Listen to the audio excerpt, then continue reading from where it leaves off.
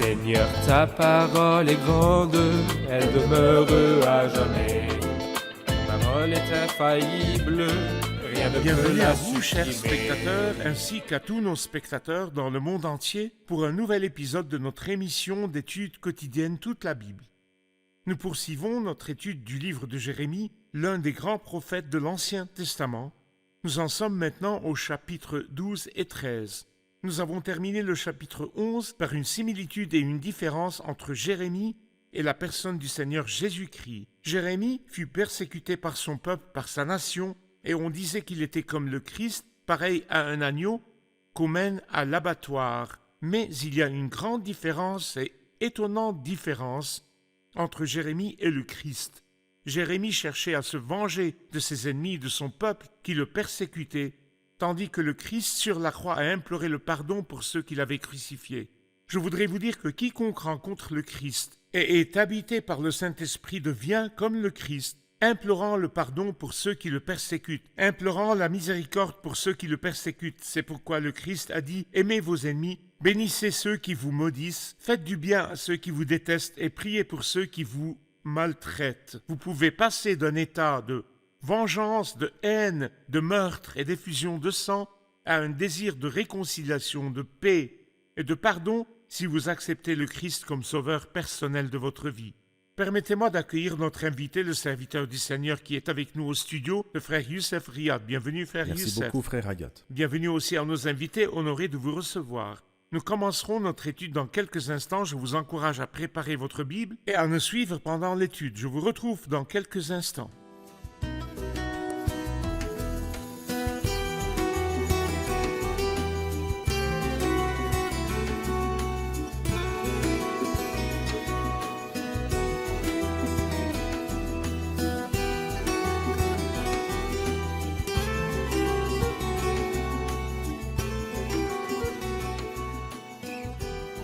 Bienvenue, frère Youssef. Vous de même, frère Hayat. Nous sommes arrivés au chapitre 12 et 13. Oui. Au chapitre 12, le prophète Jérémie se plaint au Seigneur et dit « Tu es trop juste, Éternel, pour que je lance des accusations contre toi. Je veux néanmoins parler de justice avec toi. Pourquoi la voie des méchants conduit-elle au succès? Pourquoi tous les traîtres vivent-ils en paix? Tu les as plantés, ils ont donc pris racine, ils vont bien, ils produisent donc du fruit. Tu es près de leur bouche, mais éloigné de ce qu'ils sont. Et toi, Éternel, tu me connais, tu me vois, tu examines mon cœur, il est avec toi. Réserve-les comme des brebis qu'on doit égorger et mets-les à part pour le jour du carnage. Que voyez-vous dans cette plainte, frère Youssef? C'est une plainte qui remonte au commencement de l'histoire et qui perdure jusqu'à la fin des temps. Elle est ce que nous appelons la perplexité du penseur et le trébuchement du pieux. Lorsqu'il voit la réussite des hommes méchants et lorsqu'il voit que les croyants subir des conditions qui sont difficiles, bien sûr cela provoque la perplexité. Job était perplexe à ce sujet, Salomon le sage était perplexe, Et Asaph? et Asaph était perplexe, et Habakkuk était perplexe. En réalité, beaucoup d'hommes de Dieu. Lorsque nous lisons le chapitre 10 de l'Apocalypse, il est dit quand viendra les jours où le 7e ange sonnera de la trompette, le mystère de Dieu s'accomplira. Cela signifie qu'en fait, il n'y aura plus de répit pour les méchants, que les méchants seront immédiatement détruits. Et le mystère de Dieu s'accomplira et alors les pieux se reposeront. Car aujourd'hui, c'est quelque chose de très irritant. Pourquoi la voie des méchants conduit-elle au succès? Pourquoi? Et pourquoi le croyant est-il frappé? Comme l'a dit Asaph, chaque jour je suis frappé, tous les jours je suis repris. C'est déroutant. Mais bien sûr, Dieu a un dessein. Il permet aux méchants de recevoir leurs biens pendant leur vie et il prépare les pieux pour le règne éternel. La preuve du juste jugement de Dieu est qu'ils sont préparés pour le règne et la gloire. En fait, c'est très important. Dieu a une sagesse. Cependant, il nous est vraiment très difficile à chaque fois de la comprendre. Cependant, même si nous ne la comprenons pas, nous devons justifier Dieu, comme Jérémie l'a fait ici. Tu es trop juste pour que je lance des accusations contre toi. Bien sûr, vous avez mentionné le mystère de Dieu dans Apocalypse 10, ou la fin du silence de Dieu. C'est vrai. Dieu ne supporte plus les attaques des méchants et les insultes des méchants parce que une sentence contre de mauvaises actions n'est pas rapidement C'est appliquée. juste. Nous reviendrons sur cette même plainte, mais j'aimerais avoir une explication du verset 2 qui dit « Tu es près de leur bouche, mais éloigné de ce qu'ils sont. » Que voyez-vous dans la nature de ces méchants? La même plainte qu'Ésaïe a exprimée en son temps, qui dit au chapitre 29, « Ce peuple prétend s'approcher de moi et m'honore des lèvres, mais son cœur est éloigné de moi. » Ésaïe parle du cœur et Jérémie parle des reins, c'est-à-dire l'intérieur. C'est-à-dire qu'il y a une très grande différence entre les paroles des lèvres et l'état du cœur. Ils disent les plus belles paroles que les hommes n'acceptent même pas, mais ils font cela avec Dieu. J'entends ce que tu dis et cela me plaît, je vois ce que tu fais et cela me surprend. Malheureusement, ils n'apprécient pas cette approche, cette façon de faire les uns entre les autres, mais ils font cela avec Dieu. Leurs paroles à Dieu sont extrêmement belles. Cependant, leur cœur envers Dieu est extrêmement mauvais et vil. Ésaïe parle de l'état du cœur et Jérémie parle de l'état des reins et l'Éternel explore le cœur et examine les reins. Et il veut atteindre l'intérieur avant de prendre des paroles de l'extérieur. Tout à fait. Comment Dieu a-t-il répondu à la plainte de Jérémie au verset 5 et 6? En fait, la réponse de Dieu est étonnante, mais tel est Dieu. Ses pensées sont toujours différentes des nôtres. Il a dit « Tu n'as encore rien vu », c'est-à-dire tout autre Dieu que notre Dieu aurait rassuré son serviteur, et puis c'est tout. Mais ici, Dieu lui dit que ce qui va se passer est plus difficile. Exactement comme il l'a dit aux disciples et aux apôtres, en allant vers la croix dans Jean chapitre 16. L'heure vient où tous ceux qui vous feront mourir croiront offrir un culte à Dieu, mais rassure-les, Seigneur. Il dit non, je le dis déjà maintenant, afin que lorsque cela arrivera, ils sauront que c'est moi qui les ai prévenus, qui leur ai dit ces paroles. Que je le leur ai annoncé d'avance. Au verset 5, il dit « Si tu cours avec des piétons et qu'ils te fatiguent, comment pourras-tu lutter avec des chevaux ?» Oui. Et si tu ne te sens en sécurité que dans une région paisible, comme s'il voulait dire « Malgré tout, tu es toujours dans un lieu paisible. Que feras-tu sur les rives luxuriantes du Jourdain? Laisse-moi te dire. » Alors il lui dit au verset 6 « En effet, tes frères et ta famille te trahissent eux aussi. » Cela veut dire qu'ils t'ont traité avec trahison. Eux aussi, ils crient à pleine voix derrière toi. Ne les crois pas quand ils te diront des paroles amicales. Alors ici, Dieu, avertit Jérémie, il le met en garde des difficultés à venir. Mais comme je te l'ai dit dès le premier jour, ne tremble pas en leur présence, car je suis avec toi. Verset 7, je voudrais vous demander qui est l'auteur de ces paroles. J'ai abandonné mon temple, j'ai délaissé mon héritage, j'ai livré l'objet de mon amour aux mains de ses ennemis. Qui est l'auteur de ces paroles et de qui parle-t-il? En fait, le Seigneur est magnifique et la Bible est merveilleuse. Celui qui parle ici, c'est Dieu, le Seigneur, Jéhovah. Il dit « J'ai abandonné mon temple, sa maison ou son temple. J'ai délaissé mon héritage, c'est-à-dire son peuple. J'ai livré l'objet de mon amour aux mains de ses ennemis. » Il y a une image similaire dans le livre du Cantique des Cantiques que beaucoup de téléspectateurs n'ont peut-être pas lu ou compris, mais il parle de la relation conjugale entre le Seigneur et son peuple. Quand nous lisons le chapitre 5, nous voyons que le roi, et qui est l'époux de cette mariée, a permis qu'elle soit livrée aux mains de ses ennemis dans ce livre-là. Et pourquoi? Parce qu'il est venu chez elle et a frappé à sa porte. Elle était et elle n'a pas endormie. ouvert. Elle lui a dit « Je ne peux pas t'ouvrir ». Alors il s'est retiré, il a disparu. Mais après cela, les gardes l'ont frappé et l'ont blessé et l'ont humilié. Et ici, il exprime la même idée. Il dit « J'ai livré l'objet de mon amour aux mains de ses ennemis ». Le Seigneur aime et il corrige. Cependant, il ne détruira pas, tout comme Jérémie l'avait prié auparavant. Même lorsqu'elle était aux mains de ses ennemis, il l'appelait l'objet de mon amour. Son amour ne changera pas. Si nous voulons en tirer une leçon pratique pour nous, le peuple de Dieu, très souvent dans les moments de correction ou de détresse, nous pensons être loin de l'attention ou de l'amour de Dieu. Que pensez-vous de ça, frère Youssef? Le contraire est vrai. Dans l'Épître aux Hébreux, au chapitre 12, verset 6, il est dit « Le Seigneur corrige celui qu'il aime ». En fait, nous risquons de ne pas être corrigés par lui. Si vous êtes dispensés de la correction, vous n'êtes pas des fils, vous êtes des enfants illégitimes. Mais par contre, si vous êtes sous la correction de Dieu, alors ceci est un signe de l'amour de Dieu pour vous. Il est très dangereux de rester dans le péché sans que Dieu m'interroge. Cela voudrait peut-être dire qu'il me laissera jusqu'au dernier jour. C'est vrai. Là où je dois payer moi-même et je ne suis pas à la hauteur. C'est vrai. Le verset 14 dit « Voici ce que je dis, moi l'Éternel, sur tous mes méchants voisins qui attaquent l'héritage que j'ai donné à mon peuple Israël. Je vais les arracher de leurs terres et leur arracher la communauté de Juda, mais après les avoir arrachés, j'aurai de nouveau compassion d'eux. Je les ferai revenir chacun dans son héritage, chacun dans son pays. » Que voyez-vous dans ces paroles et qui sont ces voisins? Il est beau qu'il n'ait pas dit ici les voisins du peuple, mais il dit plutôt tous mes méchants voisins. C'est comme si Dieu s'associait ici au peuple. À l'héritage. Oui, c'est-à-dire que ce ne sont pas seulement les voisins du peuple, mais mes voisins. Et afin que nous voyions une sorte de méchant voisin, si vous ouvrez le livre d'Abdias, vous trouverez quelqu'un qui s'appelle Édom, qui était l'un des voisins, Oui. mais des voisins très méchants. Lorsqu'il dit « Tu n'aurais pas dû regarder le malheur d'Israël et de Juda, ni poster au carrefour pour exterminer ces fouillards, ni livrer ces rescapés le jour de la détresse. C'est ce que tu as fait. En effet, le jour de l'Éternel est proche. On te fera comme tu as fait. Tes actes retomberont sur ta tête. » Et si nous allons au livre de Zacharie chapitre 1, il est dit « J'éprouve une grande irritation contre les nations, car je n'étais que peu irrité, mais elles ont contribué au mal. » C'est-à-dire que Dieu voulait corriger son peuple. Il a s'est donc utilisé servi les des nations. nations, Nebuchadnezzar par exemple, qui s'est levé et a aggravé la situation. Ils ont contribué au mal. C'est comme le proverbe qui dit « Je maudis mon fils et je déteste quiconque dit Amen ». Ici, Dieu corrige son fils. Cependant, les hommes méchants, les voisins méchants étaient ravis de cette chance et ont impitoyablement attaqué cette nation.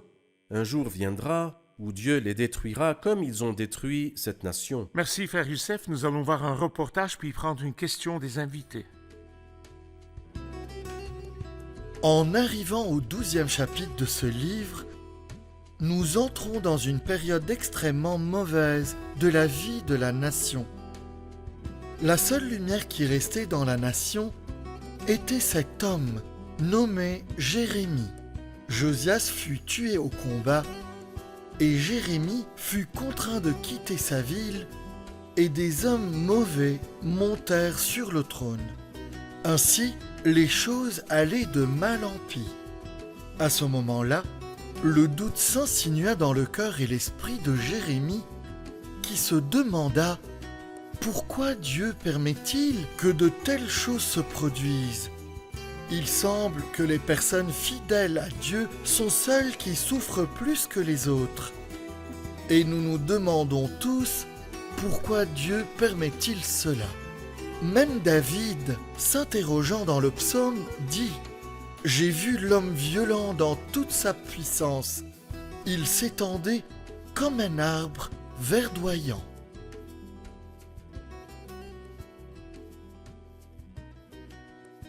Je pensais au passage dont nous parlions plus tôt, où Jérémie vint parler à Dieu et lui demanda pourquoi la voie des méchants conduit-elle au succès. Nous avons dit que beaucoup de gens ont posé cette question à plusieurs reprises.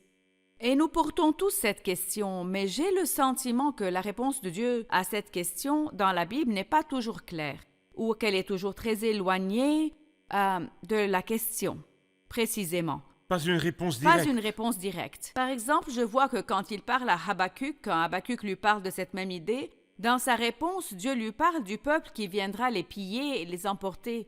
Pourquoi le Seigneur ne nous donne-t-il pas une réponse claire à cette question, posée par tant de personnes et que nous portons toujours en nous? Pourquoi, Seigneur, la voie des méchants conduit-elle au succès, alors que les croyants et ceux qui te connaissent souffrent? En fait, c'est une bonne question. Et la sœur a cité la prophétie d'Habakkuk et je vais répondre à partir de cette prophétie. Écoutez ce qu'il dit dans Habakkuk. « Je veux être à mon poste et me tenir sur la tour. Je veux veiller pour voir ce que l'Éternel me dira et ce que je répliquerai à mes reproches. » L'Éternel m'a répondu et a dit « Mets la vision par écrit, grave-la sur des tables afin qu'on la lise couramment. » En effet, c'est encore une vision qui concerne un moment fixé. Elle parle de la fin et ne mentira pas si elle tarde. Attends-la. Attends-la.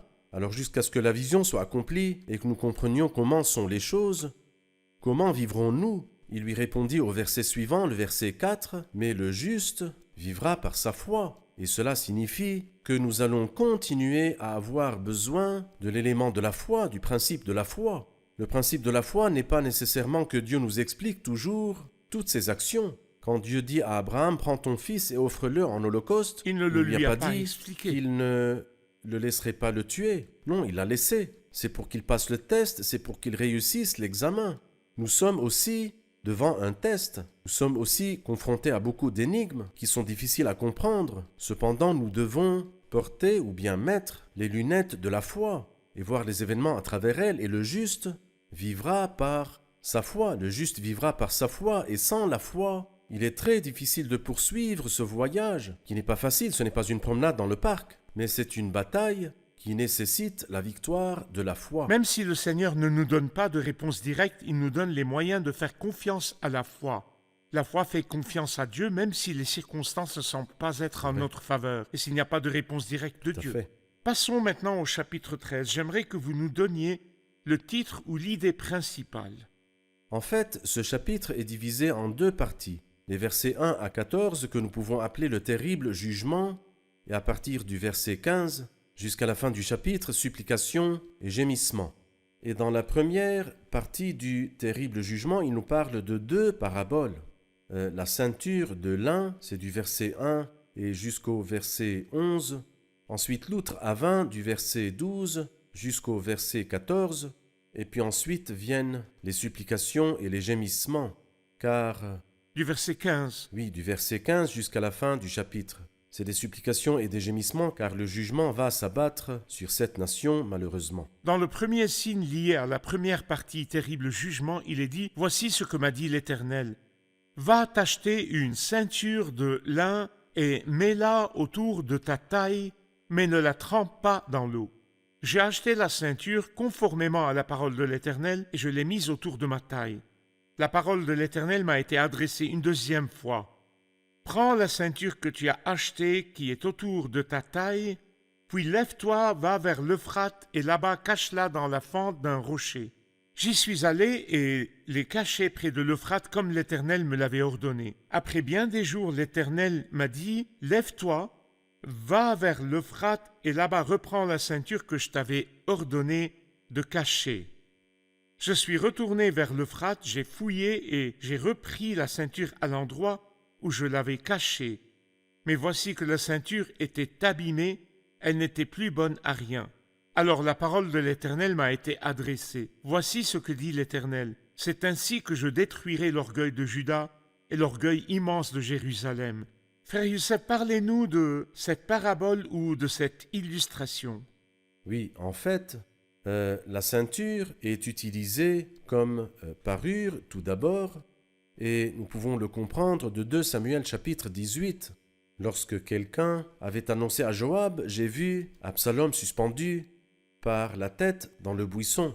Il dit, pourquoi donc ne l'as-tu pas abattu sur place? Je t'aurais donné 10 pièces d'argent et une ceinture. Et la ceinture ici est en fait une parure. Une récompense. Une récompense. Et la deuxième chose que nous comprenons à partir du verset 11, en effet, de même qu'une ceinture est attachée à la taille d'un homme, de même je m'étais attaché toute la communauté d'Israël et toute celle de Juda, la relation étroite et intime entre le peuple et le Seigneur. Mais ici, Dieu lui dit quelque chose. Il lui dit, apporte une ceinture de lin, ne la trempe pas dans l'eau, afin de représenter cette nation dans son impureté naturelle, et puis dans l'impureté qui lui a été ajoutée par le paganisme. Ils sont par nature impurs, comme nous le comprenons d'Ézéchiel 16. Ils sont impurs dès le début. Cependant, lorsqu'ils ont adoré les idoles, leur impureté a augmenté. Donc ne la trempe pas dans l'eau, et va vers le fleuve de l'Euphrate. Et pourquoi l'Euphrate? Parce que le peuple sera exilé à Babylone, près de l'Euphrate. Il parcourut donc environ 400 kilomètres jusqu'à l'Euphrate, et cacha la ceinture, et au bout d'un certain temps, Dieu lui dit, va reprendre la ceinture. Il a fait comme le Seigneur lui avait dit, mais il a trouvé la ceinture abîmée, pourrie, ne servant à rien. Alors Dieu dit, c'est exactement ce qui arrivera à cette nation, à ce peuple. Ils avaient des privilèges. J'étais extrêmement proche d'eux. Cependant, à cause de la dureté de leur cœur et de leur rejet, des avertissements et de la voix que je leur ai répétées maintes et maintes fois, ils ne seront plus bons à rien, inutiles et ne serviront à rien. Parfait. Frère Youssef, passons à la deuxième partie. Nous sommes toujours dans le terrible jugement. Regardons les versets 12 et 13. Qu'est-ce qu'il voulait dire par l'outre à vin? Ici, il leur dit, voici ce que dit l'Éternel, le Dieu d'Israël, toutes les outres seront remplies de vin. Ils ont dit, nous le savons bien. tu n'as rien dit que nous ne savions déjà. Ce qui importe, c'est en fait le vin qui remplit ton outre. Il y en a une qui est remplie du vin de la colère de Dieu. Oui. Et il y en a une qui est remplie du vin des joies du Saint-Esprit. Donc l'important, c'est ce qui remplit votre cœur. Est-ce les joies du Saint-Esprit ou bien la colère de Dieu qui se déversera sur tous ceux qui le rejettent? Et malheureusement, bien sûr, toutes les outres étaient bien remplies du vin de la colère de Dieu, comme nous le lisons ici, quand il dit « Je vais remplir d'ivresse tous les habitants de ce pays, les rois qui sont assis sur le trône de David, je les fracasserai les uns contre les autres, je ne les épargnerai pas, je n'aurai aucune pitié, aucune compassion, De les détruire. rien ne m'empêchera de les détruire. » Très bien. Nous allons prendre une question des invités. Au verset 21, que diras-tu quand ils interviendront contre toi? C'est toi-même qui leur as appris à agir en maître à tes dépens. Les souffrances ne s'empareront-elles pas de toi, pareil à celle d'une femme prête à accoucher? À qui le verset 21 fait-il référence? Qui sont ceux que vous avez enseignés à agir en maître à tes dépens? Eh bien, nous pouvons lire le verset comme suit. « Que diras-tu, Jérusalem, quand ils interviendront contre toi? C'est toi-même qui leur as appris à Babylone, à agir en maître à tes dépens, c'est-à-dire pour te dominer. Pour te contrôler. Oui, quand tu t'es réfugié auprès d'eux, tu t'es mis sous leur protection, tu leur as alors permis de devenir tes chefs.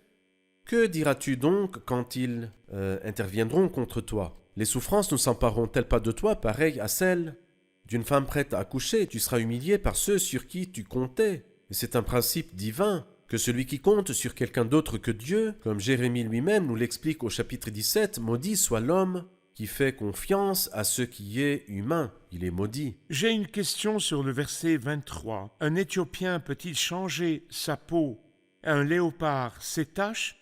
Que signifie cette question, frère Youssef? Il est impossible pour un Éthiopien de changer sa peau, c'est-à-dire, supposons qu'il se lave avec les meilleurs savons et les meilleurs détergents.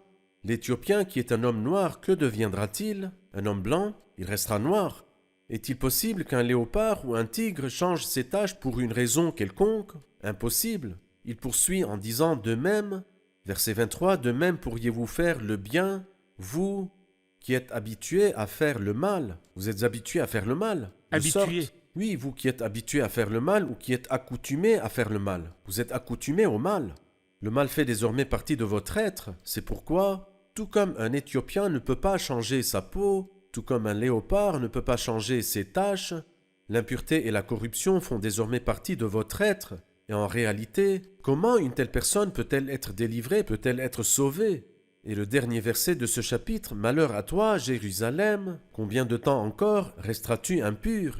Il lui est impossible d'être purifiée, mais en réalité, si elle n'en est pas capable par elle-même, il y a un Dieu qui a dit « Ce qui est impossible aux C'est vrai. hommes est possible à Dieu. C'est vrai. Même si un Éthiopien où sa peau ne peut être changée par l'eau C'est vrai. ou par les détergents, le sang de Jésus-Christ change une personne Transforme l'homme. en une nouvelle personne. Tout à fait. Merci frère de Youssef, quoi. que Dieu vous bénisse. Revoyons l'épisode avec nos invités. Amen.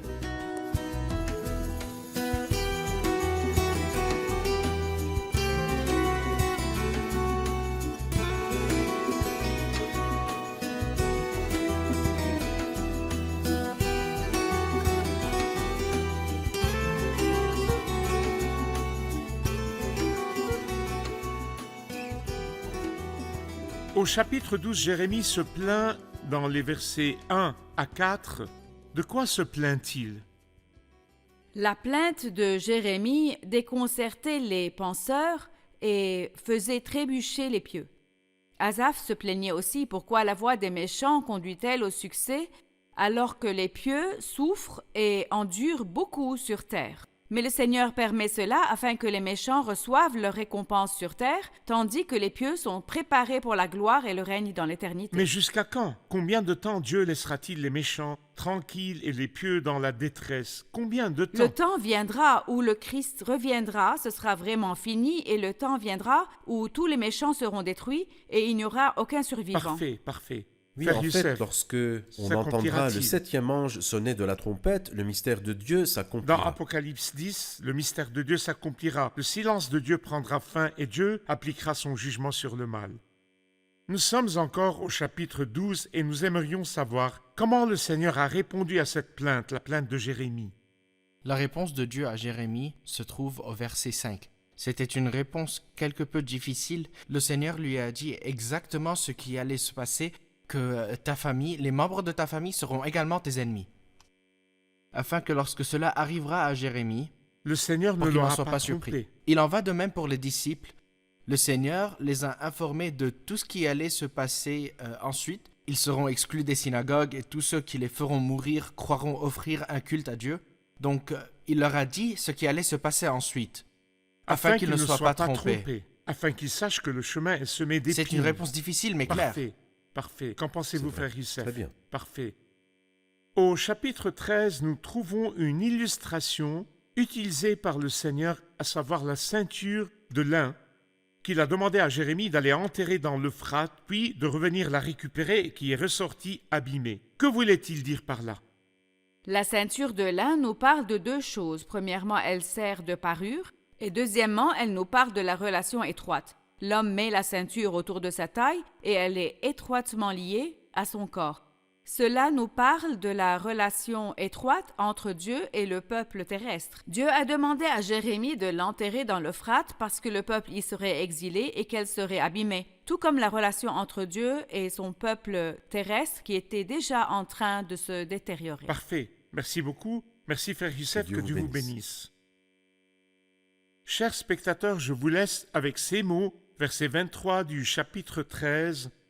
Un Éthiopien peut-il changer sa peau et un léopard ses taches? C'est impossible. Qu'est-ce qui change l'apparence d'un Éthiopien? Qu'est-ce qui change l'apparence d'un léopard? Qu'est-ce qui fait qu'une personne passe d'un état à un autre? L'eau peut-elle laver les actions impures des mains? L'eau peut-elle laver le comportement impur des pieds? L'eau peut-elle laver les pensées impures de l'esprit et de la tête? L'eau peut-elle laver la corruption du cœur? Impossible. L'homme ne peut passer de la corruption à la vertu, sauf par une seule chose, qui est le sang du Seigneur Jésus-Christ, dont il a été dit, et le sang de Jésus-Christ, son Fils, nous purifie de tout péché. Je vous retrouve dans le prochain épisode. Que le Seigneur soit avec vous.